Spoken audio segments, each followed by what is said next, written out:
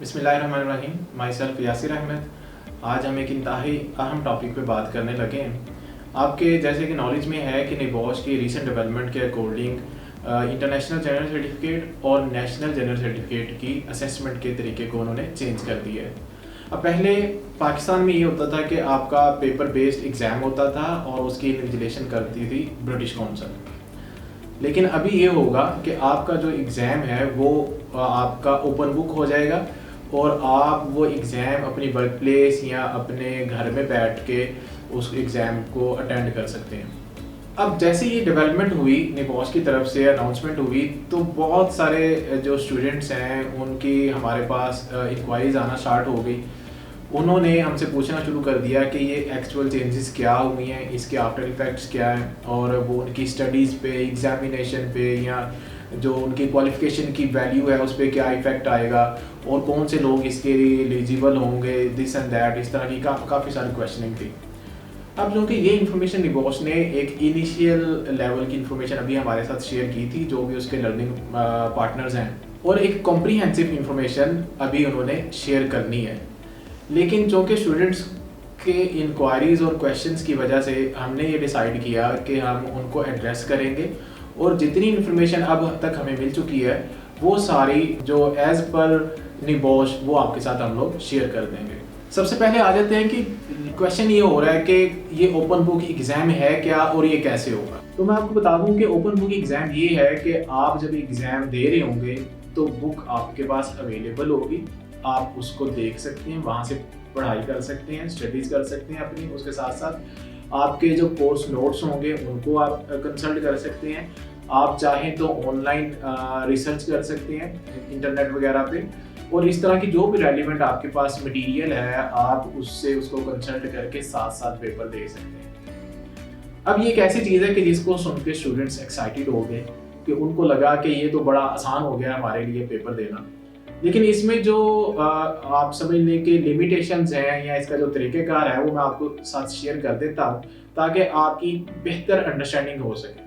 अब होगा ये कि आपको एक सिनेरियो दिया जाएगा, क्योंकि आपका पेपर अब रिटन तो है नहीं या ना ब्रिटिश काउंसिल ले रही है, तो लिहाजा अगर आप अपने घर में बैठे हैं तो ऑनलाइन पोर्टल जो भी आपके साथ शेयर किया जाएगा आपकी आईडी के साथ, आपने उसी के अंदर अपना जो आंसर है वो सबमिट करवाना है। तो लिहाजा एक सिनेरियो आपको दिया जाएगा और उसमें आपको पूछा जाएगा क्वेश्चन। फॉर एग्जांपल अगर अभी सिनेरियो देते हैं, वो आपको किसी फैक्ट्री का एक पिक्चर दे देते हैं और आपसे कहते हैं कि इसमें जो कंसल्टेशन है वर्कर्स के साथ वो आप कैसे करेंगे, इसको जो है वो लिस्ट आउट करें। तो आपने उसी गिवन सिनेरियो को बेस रखते हुए अपने जो टास्क हैं या अपनी जो फाइंडिंग्स हैं उनको लिखना होगा और उसको आपने वहीं पर आंसर देना होगा। अब आंसर आपका जो है वो वर्ड काउंट होगा। फॉर एग्जांपल अगर एक क्वेश्चन आपसे किया जाता है और उसके आपको कहा जाता है कि 100 नंबर का आपने इसको आंसर करना है, तो आपने उसको 100 नंबर में ही आंसर करना है। निबॉश की तरफ से फ्लेक्सिबिलिटी ये दी गई है कि आप 10% वर्ड्स कम या ज़्यादा लिख सकते हैं। मिसाल के तौर पे अगर आपने 90 वर्ड्स में उसका आंसर किया है या 110 में किया है तो तब भी वो आंसर एक्सेप्टेबल है। लेकिन जैसे ही आप 110 से अबव जाएंगे, तो जितना आप अबव जाएंगे, मिसाल के तौर पे आप 120 चले गए हैं, तो जो 10 वर्ड्स आपने लिखे होंगे 110 से ऊपर, वो आपके एग्जामिनर आपको चेक नहीं करेगा, बल्कि आपको नंबर सिर्फ पहले 110 नंबर्स के दिए जाएंगे। अब इसमें दूसरा क्वेश्चन ये आ जाता है कि पेपर पैटर्न क्या होगा। तो मैं आपको बता दूं कि पेपर पैटर्न में कोई चेंजेस नहीं आई। जो पेपर पैटर्न पहले चल रहा था, मिसाल के तौर पे आपको 11 क्वेश्चन दिए जाते थे और जिसमें एक लॉन्ग क्वेश्चन होता था और 10 जो है वो शॉर्ट क्वेश्चन होते थे, और इसी तरह जो लॉन्ग क्वेश्चन है उसकी 20 मार्क्स थे और जो 10 क्वेश्चन हैं उनके आपके 8 मार्क्स थे। तो ये एक 100 नंबर का आपका पेपर बनता था। तो ये बिल्कुल अभी भी वैसे ही होगा और आपको उसी पेपर पैटर्न के तहत ये रिजॉल्व करना होगा। और इसमें अभी ये जो चेंजेस हैं मैं क्लियर कर दूंगा आपको कि ये IGC 1 और IG 1 में है। ये GC 2 की अभी हम इस पे बात नहीं कर रहे, वो मैं आपको बाद में बताऊंगा। अभी जो हम लोग डिस्कस कर रहे हैं उसको IGC 1 और IG 1 की बात कर रहे हैं, यानी कि न्यू सिलेबस और ओल्ड सिलेबस की। तो मैंने आपको बताया कि इसका एग्जाम का फॉर्मेट क्या होगा। तो जैसे ही आप उसको कंप्लीट कर दें तो आप सबमिट करवा देंगे। अब इसमें आ जाएगा दूसरा ड्यूरेशन। जैसे पहले आपको पता था कि अगर आप जब रिटर्न पेपर देते हैं ब्रिटिश काउंसिल में बैठ के, तो आपको 2 घंटे का टाइम दिया जाता था, प्लस आपको 25% टाइम दिया जाता था इसके लैंग्वेज बैरियर की वजह से, तो टोटल आपके पास 2.5 घंटे होते थे। लेकिन अभी आपको 24 घंटे दिए जाएंगे। जी हाँ, 24 घंटे दिए जाएंगे कि विद इन 24 आवर्स आपने उन 11 क्वेश्चंस को अटेम्प्ट करना है। अब आप अगर वन गो में जाके इसको आंसर देते हैं तो आपका मैक्सिमम टाइम लगेगा 4 से 5 घंटे। लेकिन आपको फ्लेक्सिबिलिटी दी गई है निबॉश की तरफ से कि आप विद इन 24 आवर्स इनको आंसर कर देते हैं। जो पोर्टल आपको दिया जाएगा ऑनलाइन, वो जब आप एक दफ़ा लॉगिन हो जाएंगे तो वो अगले 24 घंटे तक उसकी लॉगिन रहेगा वो, और आपको ये एक्सेस होगी कि आप जब इजी हो तब आंसर दे दें। और ज़रूरी नहीं है कि एक ही दफ़ा में बैठ के आप 4 से 5 घंटे में उसका आंसर दें, बल्कि आप साथ साथ रिसर्च करें, आप साथ साथ कंसल्ट करें अपनी बुक से, और फिर उसका आंसर आप दे सकते हैं। फॉर एग्जांपल, आपने पहले 1 घंटा में आपने कुछ क्वेश्चन का आंसर दिया, तो उसके बाद जो नेक्स्ट क्वेश्चन है वो आपकी अंडरस्टैंडिंग क्रिएट नहीं हुई, तो आपने क्या किया कि अपनी जो बुक है उससे पढ़ना शुरू कर दिया या ऑनलाइन रिसोर्सेज देखने शुरू कर दिए, अपने नोट्स देखने शुरू कर दिए, तो आपका इस चीज़ में आधा पौना घंटा लग गया। नो प्रॉब्लम, जैसे ही आपको एक क्वेश्चन क्लियर हुआ है आप उसका आंसर दे सकते हैं। मीनवाइल कि you have 24 hours give the answer of 11 question. ये बड़ा कन्वीनियंट वे है इसको करने का। अब इसमें यह है कि जब आप आंसर दे रहे होंगे, एग्जाम को हल कर रहे होंगे और 24 घंटे आपके पास होंगे, तो अहम चीज़ें ये है कि एक तो आपके पास वो रेलिवेंट डिवाइस होनी चाहिए। मिसाल के तौर पे आपके पास कंप्यूटर हो और टैबलेट हो इस तरह की, जहाँ पर आप कन्वीनियंट हो, टाइपिंग कर सकें। आपके पास टेबल होना चाहिए, आपकी लाइटिंग अप्रोप्रिएट वहाँ पर होनी चाहिए, आपके पास जो कोर्स मटेरियल है वो सारा अवेलेबल होना चाहिए जो भी रेलिवेंट है। क्योंकि इस चीज़ की सख्ती होगी कि आप ड्यूरिंग द एग्जामिनेशन आप अपने जो सेंटर है या लर्निंग पार्टनर है उसके साथ आप बात नहीं कर सकते, कंसल्ट नहीं कर सकते, अपने किसी और क्लासमेट के साथ, अपने टीचर के साथ, या जो भी, यानी कि आउटसाइड आप किसी से बात करने की परमिशन नहीं है, बल्कि आपकी फुल फ्लेज आपको परमिशन है कि खुद की रिसर्च के साथ या स्टडीज के साथ आप उनको आंसर करें। अब जैसे ही आप उसको सबमिट करवा देते हैं सारे के सारे क्वेश्चंस को, तो फिर एक आपका क्लोजिंग इंटरव्यू होगा। ये एक इंतहाई अहम चीज़ मैं आपको बताने लगा हूँ कि क्लोजिंग इंटरव्यू में क्या होगा कि जो लर्निंग पार्टनर है, जो आपका निबॉश का सेंटर है, जिसने आपको पढ़ाया है, उसकी तरफ से एक जो नॉमिनेटेड पर्सन है इंटरव्यूअर, वो आपका ऑनलाइन इंटरव्यू करेगा। ऑनलाइन इंटरव्यू मिसाल के तौर पे मोबाइल पे हो सकता है, लैपटॉप पे हो सकता है, आपकी टैबलेट पे हो सकता है, वीडियो लिंक के थ्रू होगा, ऑडियो में ये नहीं होगा। उसमें उसका पर्पस ये होगा कि जो आपका इंटरव्यूअर है, नॉमिनेटेड पर्सन है, कि उन्होंने असेस करना है कि जितने आपने आंसर दिए हैं, जो भी आपने उसको वर्कआउट किया है आपके एग्जामिनेशन में, कि वो आपने खुद से किया है। एक कॉपी उनके पास होगी इंटरव्यूअर के, जिसमें आपके सारे आंसर्स लिखे होंगे, तो लिहाजा उनकी जो क्वेश्चन होंगे वो आपकी आंसर शीट के ऊपर बेस कर रहे होंगे। तो उसमें उनकी असेसमेंट होगी कि जिससे पता चलेगा कि अगर किसी स्टूडेंट ने फॉर एग्जांपल किसी से हेल्प ली है और जब इंटरव्यू हुआ है तो वो उसमें उस चीज़ को जस्टिफाई नहीं कर पाए, तो फिर वो एक समझ लें कि आपका इंटरव्यू जो है वो मेल प्रैक्टिस की सूरत में जा सकती है ये चीज़। तो लिहाजा इस चीज़ को कंफर्म करने के लिए आपका एक वीडियो लिंक के थ्रू इंटरव्यू होगा, और फिर उसकी जो ऑब्जर्वेशन होगी वो ऑब्जर्वेशन दे दी जाएगी निबॉश को। अब स्टूडेंट हमसे पूछ रहे थे इसमें बैकर्स में कि क्या वो जो इंटरव्यू है वो कौन करेगा, वो निबॉश की तरफ से होगा, लर्निंग पार्टनर की तरफ से होगा, उर्दू में होगा, इंग्लिश में होगा, कैसे होगा? तो मैं आपको बता दूं कि वो लर्निंग पार्टनर की तरफ से होगा, उर्दू में होगा, या जिसमें आप कन्वीनियंट है, मिसाल के तौर पे आप इंग्लिश में लेना चाहें तो इंग्लिश में भी कर सकते हैं, स्टूडेंट अगर ईजी हो उसमें तो ये। और फिर उसकी अपनी तरफ से जो असेसमेंट होगी वो निबॉश को भेजी जाएगी। दूसरा ये कि उसकी कोई मार्किंग नहीं होगी। स्टूडेंट ये मिसअंडरस्टैंड कर रहे हैं कि शायद क्लोजिंग इंटरव्यू पे ही मार्किंग हो जाएगी और भाई इसे कोई अंदाजा हो जाएगा कि पास फेल हो गए स्टूडेंट, तो ऐसा नहीं होगा। वो सिर्फ ऑब्जर्वेशन है, ना तो उसकी कोई स्टैंडर्डाइजेशन है कि फॉर एग्जांपल जैसे क्रेडिट है, डिस्टिंक्शन है या पास है, और ना ही उसके मार्क्स है। वो बस एक ऑब्जर्वेशन है कि जो अपनी इंटरव्यूअर जो है ना वो ड्यूरिंग दी इंटरव्यू आपके लिए उसकी क्रिएट करेगा। तो मैं यहाँ पर एक चीज़ क्लियर कर दूं कि जो चेंज आई है वो एग्जामिनेशन में आई है, कोर्स मटेरियल में, स्टडीज़ में या आपकी क्लासेस में कोई चेंज नहीं आई। जो स्टूडेंट सोच रहे हैं कि अगर हमारा क्या आगे तरीक़ाकार होगा पढ़ने का, हमने किसी लर्निंग पार्टनर के पास पढ़ना है नहीं पढ़ना, तो उनको मैं बता दूं कि आपने बिल्कुल अपने लर्निंग पार्टनर के पास पढ़ना है। अगर आप फेस टू फेस स्टडीज़ कर रहे हैं तो आपको जितना ड्यूरेशन सेंटर ने दिया है आपको, और जैसे कि जितने आवर्स निबॉश की तरफ से दिए गए हैं, आपने उतने आवर्स की स्टडीज़ भी कंप्लीट करनी है और सिर्फ आपके असेसमेंट में फ़र्क आएगा। दूसरा फ़र्क ये है कि स्टूडेंट से पूछ रहे हैं कि क्या इनके मॉक एग्ज़ाम्स भी होंगे या नहीं होंगे, तो उस पर अभी तो ज़रूरत महसूस नहीं हो रही कि मॉक एग्ज़ाम्स होंगे नहीं होंगे, क्योंकि बेसिकली ये एक कंसेप्चुअल स्टडीज़ है। फर्दर ये है कि आपके पास 24 आवर्स हैं आपको अपनी बुक्स वगैरह से स्टडीज़ करने के लिए, तो आपके लिए बड़ा कन्वीनियंट है कि आप विद इन 24 आवर्स उसको समझ के पेपर दे सकते हैं।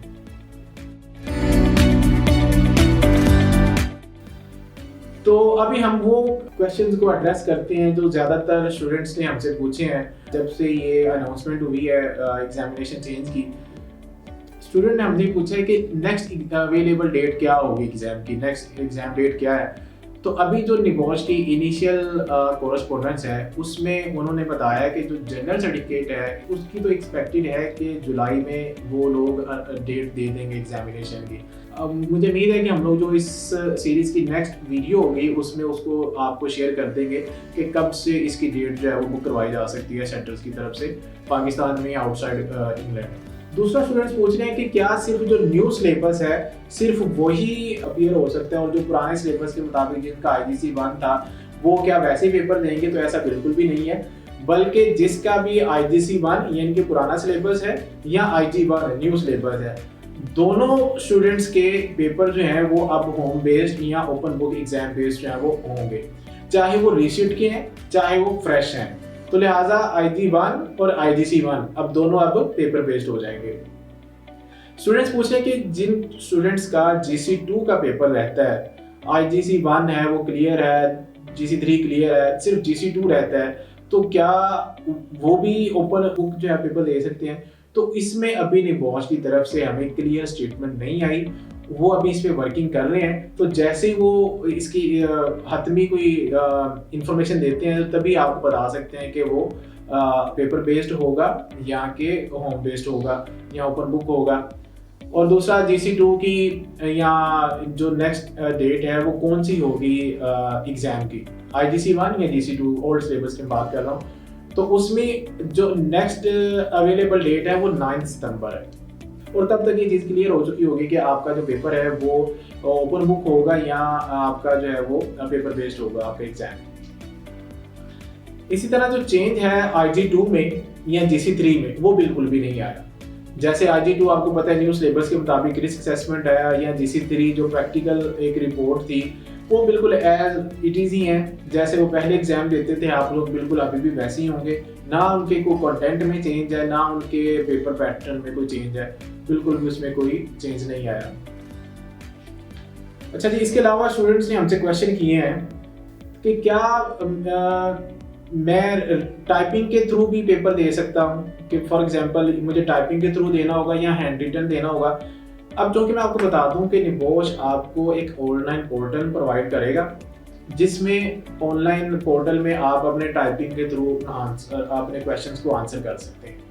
लेकिन फॉर एग्जांपल अगर कुछ स्टूडेंट ऐसे हैं कि जो टाइपिंग के लिए कन्वीनियंट नहीं है या उनको यूज टू नहीं है और वो हैंड रिटन अच्छी कर लेते हैं, तो निबॉश ने इसमें फ्लेक्सिबिलिटी दी है कि आप अपना जो आंसर है वो अपने शीट पे कर सकते हैं, लेकिन वो शीट फिर आपको क्या करनी पड़ेगी कि अपलोड करनी होगी पोर्टल पे। और यही एक तरीका है, ये नहीं होगा कि अगर आपने हैंड रिटन किया है तो वो अपने सेंटर को भेज देना, डायरेक्ट निबॉश को पोस्ट कर दें, ऐसा नहीं होगा, बल्कि जितनी भी आपकी सबमिशन है आपके आंसर शीट की वो थ्रू पोर्टल ही होगी।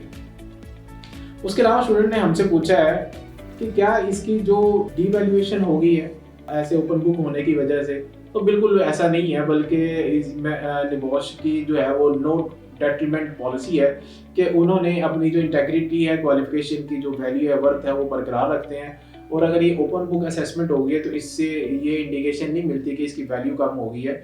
आप इसकी मैं एग्जांपल ऐसे दे सकता हूँ कि इसको बाकायदा अप्रूव किया गया स्कॉटिश क्वालिफिकेशन अथॉरिटी की तरफ से इस असेसमेंट के। अब Scottish qualification authority basically regulator है इंग्लैंड में कि जो जितनी भी क्वालिफिकेशंस हैं वहाँ पर डिग्रीज हैं एजुकेशनल एजुकेशन है उन सबको रेगुलेट करता है और उनके जो क्वालिटी को स्टैंडर्ड्स को जो है वो चेक करते हैं। एक स्टूडेंट ने हमसे पूछा है कि जो पेपर हैं वो एमसीक्यूज बेस्ड होंगे, तो ऐसा बिल्कुल भी नहीं है। रिटर्न आपके पेपर होंगे जैसे कि पहले हो रहे थे न्यू सिलेबस के अकॉर्डिंग, बिल्कुल वैसे ही होंगे। अगर आप पुराने सिलेबस में दे रहे हैं तो आपको पता है कि कमांड वर्ड्स का आपने यूज़ करना है तो वो उसके मुताबिक होंगे। अगर आप न्यू सिलेबस में हैं तो चूँकि उसमें कमांड वर्ड्स नहीं है लेकिन जो पैटर्न आपको दिया गया था वही उसको आप फॉलो करेंगे।